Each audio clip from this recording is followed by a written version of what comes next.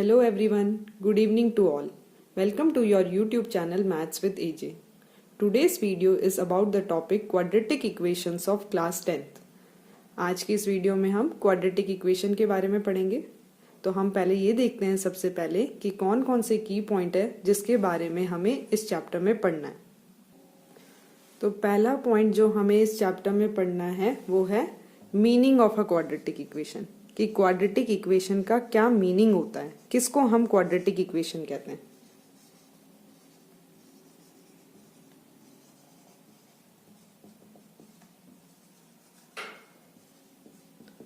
Second point जो हम इसमें पढ़ेंगे वो है general form of a quadratic equation. Third point जो हम इसमें पढ़ेंगे वो हम इसमें how to find the solution of a quadratic equation. अब क्वाड्रेटिक इक्वेशन का सॉल्यूशन फाइंड करने के तीन मेथड्स हम इसमें पढ़ेंगे, और वो मेथड कौन कौन से हैं। एक मेथड है आपका फैक्टराइजेशन मेथड जिसको हम splitting the middle term method भी बोलते हैं। एक मेथड आपका है कंप्लीटिंग द स्क्वायर मेथड, और एक मेथड आपका है quadratic formula which is also known as Sridharacharya formula. इसके बाद हम इस चैप्टर में नेचर ऑफ रूट्स के बारे में पढ़ेंगे कि क्वाड्रेटिक इक्वेशन के जो रूट्स होते हैं उनका नेचर किस फॉर्म का होता है। और नेचर ऑफ रूट्स के अंदर ही हम एक टॉपिक पढ़ते हैं जिसको हम बोलते हैं discriminant of the quadratic equation. So in short इस चैप्टर में हमें इन मेन पॉइंट्स पे फोकस करना है। कौन कौन से point? Meaning of a quadratic equation, general form of a quadratic equation, solution of a quadratic equation. There are three methods to find the solution of a quadratic equation, which are factorization method, completing the square method, and the quadratic formula method. And last topic is nature of roots, and in this nature of roots we also study about the discriminant. तो चलो अब एक एक करके हम इन topics को लेंगे और देखेंगे कि इनके अंदर किस टाइप के क्वेश्चंस पूछे जा सकते हैं। क्या होती है एक क्वाड्रेटिक इक्वेशन? अगर हम बात करें क्वाड्रेटिक इक्वेशन के मीनिंग के बारे में तो देखो आपको यहाँ पे दिखाई दे रहा है, an equation of degree 2 in one variable is known as a quadratic equation. कोई भी ऐसी इक्वेशन जिसकी डिग्री 2 हो और वो इक्वेशन वन वेरिएबल में हो तो उसे हम क्वाड्रेटिक इक्वेशन कहते हैं। अब बात आती है कि डिग्री क्या होती है। तो हमने जैसा कि पॉलिनोमियल्स चैप्टर में पढ़ा है कि डिग्री ऑफ अ पॉलिनोमियल और degree of any equation is the highest power of the variable in that equation. मतलब किसी भी इक्वेशन के अंदर वेरिएबल की जो हाईएस्ट पावर होती है उसको हम उस इक्वेशन की डिग्री कहते हैं। एक एग्जाम्पल लेते हैं हम क्वाड्रेटिक इक्वेशन का। तो आप यहाँ पे देख सकते हो एग्जाम्पल है 6x² - x - 2 = 0। It is an equation because it has both LHS, RHS and the equal to sign, and secondly the highest power of the variable in this equation is 2। तो जिसकी भी डिग्री 2 होगी वो क्या हो जाएगी? Quadratic equation. तो quadratic equation क्या होती है? कोई भी ऐसी इक्वेशन वन वेरिएबल के अंदर जिसकी डिग्री 2 होती है उसको हम क्वाड्रेटिक इक्वेशन कहते हैं। नेक्स्ट जो हमारा टॉपिक था इसमें वो था जनरल फॉर्म क्या होती है क्वाड्रेटिक इक्वेशन की। तो general form of quadratic equation होती है ax² + bx + c = 0 where a should not be equal to 0 and a, b and c are real numbers। कोई भी इक्वेशन जो इस फॉर्म में होती है उसको हम क्वाड्रेटिक इक्वेशन बोलते हैं।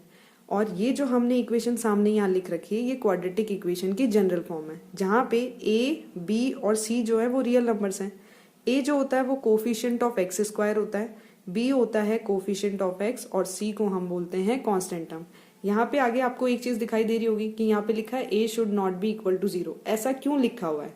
क्योंकि अगर a की वैल्यू 0 हो जाती है तो आपकी ये जो टर्म है फर्स्ट वाली ये पूरी की पूरी 0 हो जाएगी, और जब ये 0 हो जाएगी तो रिमेनिंग टर्म बचेगी bx + c = 0, और bx + c = 0 बचेगी तो ये क्वाड्रेटिक इक्वेशन ना होके ये क्या हो जाएगी? Linear equation.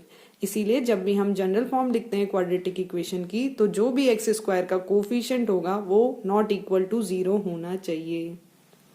चलो नेक्स्ट पॉइंट के ऊपर चलते हैं। हमारे नेक्स्ट पॉइंट पर जाने से पहले हम यहाँ पे कुछ क्वेश्चंस देखते हैं जो क्वाड्रेटिक इक्वेशन पे पूछे जा सकते हैं। सिंपल क्वेश्चंस कि आपको कोई इक्वेशन दे देगा और पूछेगा कि whether it is a quadratic equation और नॉट, या फिर आपको कोई वर्ड प्रॉब्लम दे देगा और बोलेगा कि इस वर्ड प्रॉब्लम को रिप्रेजेंट करो क्वाड्रेटिक इक्वेशन की फॉर्म में। तो पहले एक दो क्वेश्चंस देखते हैं और फिर हम अपने नेक्स्ट टॉपिक के ऊपर चलेंगे। फर्स्ट क्वेश्चन देखते हैं। फर्स्ट क्वेश्चन में आपको चेक करना है कि whether the given quadratic equation, whether the following are quadratic equation और नॉट। मतलब हमें ये चेक करना है कि ये जो इक्वेशन हमें दी हुई है ये क्वाड्रेटिक इक्वेशन है या नहीं है। तो क्वाड्रेटिक इक्वेशन चेक करने के लिए सबसे पहला स्टेप तो हमारा ये होगा कि हम गिवन इक्वेशन को सिंप्लीफाई करें। तो चलो सिंप्लीफाई करते हैं। जब हमने इसको सिंप्लीफाई किया तो इसके LHS में तो एज इट इज ये रह गया x² - 2x। जब हम RHS को सॉल्व करेंगे तो ये -2 3 से भी मल्टीप्लाई होगा और -2 x से भी मल्टीप्लाई होगा। तो जब -2 को 3 से मल्टीप्लाई किया तो इट विल बी -6, और जब -2 को हम -x के साथ मल्टीप्लाई करेंगे तो ये हो जाएगा -2 × -x दैट इज +2x। अब हम क्या करते हैं, सारी की सारी टर्म्स को एक साइड ले आते हैं। तो जब हम इसको एक साइड लेके आएंगे तो ये हो जाएगा x² - 2x। ये यहाँ वाला +2x जब इस तरफ आएगा ट्रांसपोजिशन से तो इसका साइन चेंज हो जाएगा, plus will be converted to minus, और -6 जब यहाँ आएगा तो इसका साइन हो जाएगा +6, और राइट हैंड साइड पे क्या रह जाएगा 0। फर्दर जब हम इसको सिंप्लीफाई करते हैं तो ये हो जाएगा x², ये दोनों लाइक टर्म्स है -2x और -2x, तो जब ये ऐड होंगी तो ये हो जाएगा -4x + 6 = 0। तो फाइनली जो आपके सामने इक्वेशन आई है वो है x² - 4x + 6 = 0। तो अब अगर हम यहाँ पे बात करें कि highest power of the variable कितनी है, 2 है, और क्वाड्रेटिक इक्वेशन क्या होती है, एक ऐसी इक्वेशन वन वेरिएबल में जिसकी हाईएस्ट पावर या जिसकी डिग्री क्या होनी चाहिए 2। So it is a quadratic equation. चलो एक और क्वेश्चन लेते हैं इसका और चेक करते हैं कि क्या वो क्वाड्रेटिक इक्वेशन है या नहीं है। तो आप देखना सेकेंड पार्ट है आपका x + 2 का whole cube equals to 2x × x² - 1। तो सेम उसी मेथड से करेंगे, सबसे पहले सिंप्लीफाई करेंगे, और सिंप्लीफाई करने के लिए हमें यहाँ पे फॉर्मूला अप्लाई करना पड़ेगा, किसका, a + b का whole cube. So a + b के होल क्यूब का फॉर्मूला होता है a³ + b³ + 3a² b + 3ab²। आप इसको इस फॉर्म में भी लिख सकते हो और आप इसको ऐसे भी लिख सकते हो, a³ + b³ + 3ab कॉमन ले लेते हैं हम लास्ट वाली टर्म में से, तो हमारे पास ब्रैकेट में बच जाता है a + b।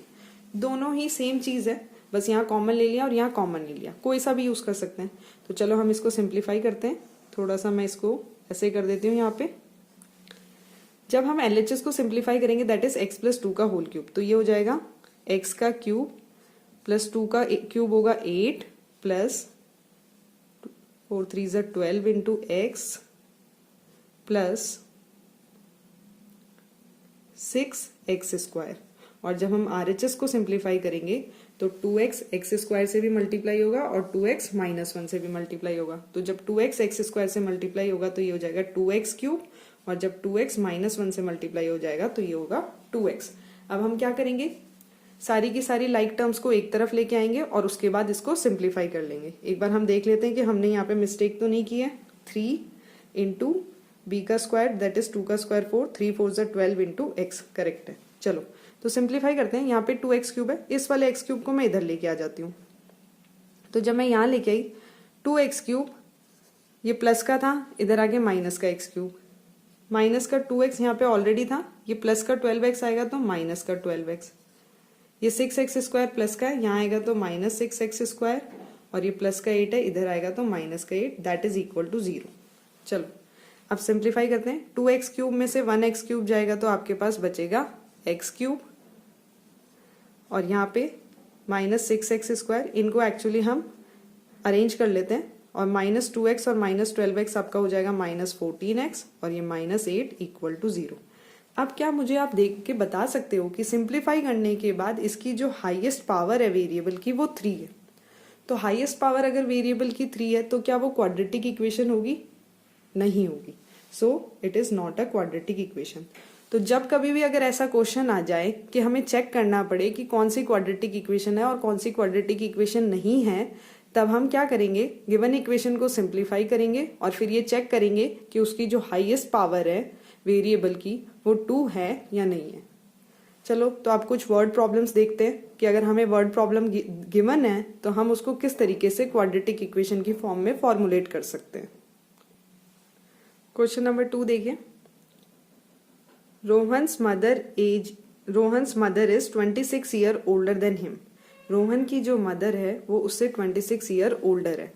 The product of their edges in years 3 years from now will be 360। इसमें क्या दिया हुआ है क्वेश्चन में कि उनकी एजेस का जो प्रोडक्ट है ना आज से 3 साल बाद वो किसके इक्वल है, 360 के इक्वल है, sorry. Find the present age of Rohan. तो हमें क्या करनी है, रोहन की प्रेजेंट एज फाइंड करनी है। तो जो हमें फाइंड करनी होती है उसी को हम एज्यूम कर लेते हैं, लेट कर लेते हैं। तो सबसे पहले हम इसमें लेट करेंगे, let Rohan's present age is equal to x year. अगर रोहन की प्रेजेंट एज x ईयर्स है तो उसके मदर की प्रेजेंट एज क्या हो जाएगी, then Rohan's mother's present age will be x plus 26 years. ऐसा क्यों हुआ, क्योंकि रोहन की जो मदर है वो उससे 26 ईयर्स ओल्डर है। तो अगर रोहन की प्रेजेंट एज x ईयर है तो उसके मदर की प्रेजेंट एज होगी x प्लस 26 ईयर्स। अभी हमको क्या बोल रहा है कि उनकी एजेस का जो प्रोडक्ट है आज के 3 साल बाद, मतलब आज से 3 साल बाद जो भी रोहन की एज होगी और जो उसकी मदर की एज होगी उन दोनों का प्रोडक्ट किसके इक्वल होगा, 360 के इक्वल होगा। तो सबसे पहले तो हम ये देखेंगे कि आफ्टर 3 ईयर्स इनकी एजेस क्या होंगी। तो आफ्टर 3 ईयर्स रोहन की एज क्या हो जाएगी, अगर आज रोहन की एज x ईयर्स है तो आज के 3 साल बाद रोहन की एज हो जाएगी x प्लस 3 ईयर्स। और सेम इसी तरीके से रोहन की मदर की एज आफ्टर 3 ईयर्स क्या होगी,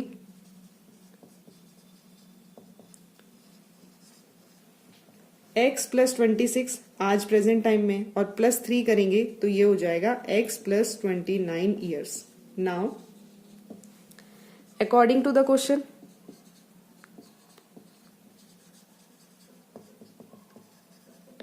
दोनों की एज का प्रोडक्ट आज के 3 साल बाद, तो रोहन की एज है x प्लस 3 और रोहन की मदर की एज है x प्लस 29। इन दोनों का जो प्रोडक्ट है वो किसके इक्वल है, वो 360 के इक्वल है।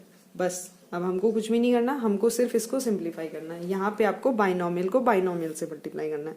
तो जब हम इसको मल्टीप्लाई करेंगे तो ये हो जाएगा x को जब x से करेंगे तो x स्क्वायर, x को जब 29 से करेंगे तो 29x, 3 को जब हम x से करेंगे तो 3x और 3 को जब हम 29 से करेंगे तो 87, दैट इज इक्वल टू 360। बस अब इसको सिंप्लीफाई कर दो। इसको सिंप्लीफाई करके हम ये लिख सकते हैं x स्क्वायर प्लस 29 और 3 32x और प्लस 87 और ये 360 को जब हम इधर लेके आएंगे तो माइनस 360 इक्वल्स टू 0। फर्दर इसको सिंप्लीफाई करने पे आ गया x स्क्वायर प्लस 32x और जब हम इसमें से सब्ट्रैक्ट करेंगे तो माइनस 10 माइनस 7 विल बी 3, यहाँ पे 5, 15 minus 8 will be 7, 273 equals to 0। तो ये जो क्वाड्रेटिक इक्वेशन हमारे सामने आ गई, इससे हम रोहन की एज निकाल सकते हैं। क्यों? क्योंकि हमने रोहन की प्रेजेंट एज को x माना था और ये जो हमारे सामने क्वाड्रेटिक इक्वेशन आई है वो भी x में है, तो यहाँ से हमें रोहन की एज की वैल्यू मिल जाएगी। तो इस तरीके से हम इक्वेशन की फॉर्म में गिवन वर्ड प्रॉब्लम को रिप्रेजेंट कर सकते हैं। हम इसका एक और क्वेश्चन लेके देखेंगे अब। तो देखो क्वेश्चन ये है, a cottage industry produces a certain number of toys in a day. एक कॉटेज इंडस्ट्री है, वो नंबर ऑफ टॉयज प्रोड्यूस करती है एक दिन में। The cost of production of each toy in rupees was found to be 55 minus the number of toys produced in a day। यहाँ पे कॉस्ट ऑफ प्रोडक्शन दी हुई है किसकी, ईच टॉय की, और वो किस में दी हुई है, रुपीज में। और वो क्या बोला है कि जो कॉस्ट ऑफ प्रोडक्शन है ईच टॉय की वो 55 minus the number of toys produced in a day, मतलब एक दिन में जितने टॉयज प्रोड्यूस होते हैं उसमें 55 में से हमें वो माइनस करने पर एक टॉय के प्रोडक्शन की कॉस्ट मिलती है। फिर आगे हमें क्वेश्चन में दिया हुआ है on a particular day the total cost of production was 750। किसी एक पर्टिकुलर डे पे टोटल कॉस्ट ऑफ प्रोडक्शन जो थी वो 750 रुपीज थी। तो हमें फाइंड क्या करना है, find out the number of toys produced on that day. हमें इस क्वेश्चन को रिप्रेजेंट करना है क्वाड्रेटिक इक्वेशन के फॉर्म में। तो चलो सबसे पहले जो फाइंड करते हैं उसी को हम एज्यूम या लेट करते हैं। क्या फाइंड करना है, number of toys produced on that day. तो हम मान लेते हैं कि let the number of toys produced on a particular day या फिर उस पर्टिकुलर डे पे। तो on produced on that day is equal to x, कि x नंबर ऑफ टॉयज हमारे जो थे वो उस दिन प्रोड्यूस हुए। अगर x नंबर ऑफ टॉयज हमारे उस दिन प्रोड्यूस हुए तो सबसे पहले हम कॉस्ट ऑफ प्रोडक्शन फाइंड करते हैं ईच टॉय की। तो therefore cost of production of each toy, एक टॉय के कॉस्ट कितनी है प्रोडक्शन की, 55 minus the number of toys produced in a day. तो 55 माइनस क्या करना है, number of toys produced on that day. तो कितने टॉयज प्रोड्यूस होते हैं उस दिन पे, x। तो 55 minus x is the cost of production of one toy. अब हमें क्या दिया हुआ है कि एक पर्टिकुलर डे पे टोटल कॉस्ट ऑफ प्रोडक्शन जो थी वो 750 रुपीज थी। तो अगर total cost of production 750 rupees थी एक पर्टिकुलर डे पे, तो पर्टिकुलर डे पे टॉयज कितने प्रोड्यूस हो रहे थे, x। और अगर एक की कॉस्ट 55 माइनस x है तो x की कॉस्ट कितनी हो जाएगी, x multiplied by 55 minus x। तो हम क्या लिख सकते हैं यहाँ पे, so the cost of production of toys that day किसके इक्वल हो जाएगी, x multiplied by 55 minus x। तो हम लिख सकते हैं अब कि according to the question x multiplied by 55 minus x will be equal to 750 rupees, क्योंकि टोटल कॉस्ट ऑफ प्रोडक्शन एक पर्टिकुलर डे पे 750 रुपीज थी। तो जब हम इसको सिंप्लीफाई करेंगे तो ये आ जाएगी 55x minus x square is equal to 750। Further इसको सिंप्लीफाई करने पे ये हो जाएगा 55x, सॉरी यहाँ पे 55x होगा, minus x square minus 750 equals to 0। और जब हम यहाँ पे इसको फॉर्म में लिखेंगे तो यहाँ पे मैं अगर माइनस कॉमन ले लेती हूँ तो ये हो जाएगा एक्स स्क्वायर माइनस 55x और प्लस 750 इक्वल्स टू 0। जो हमने -1 कॉमन लिया था वो यहाँ पे आके 0 हो जाएगा। तो in this way we can find the number of toys produced on that day by solving this quadratic equation. तो आज की वीडियो में हम इस टॉपिक को यहीं तक रखेंगे।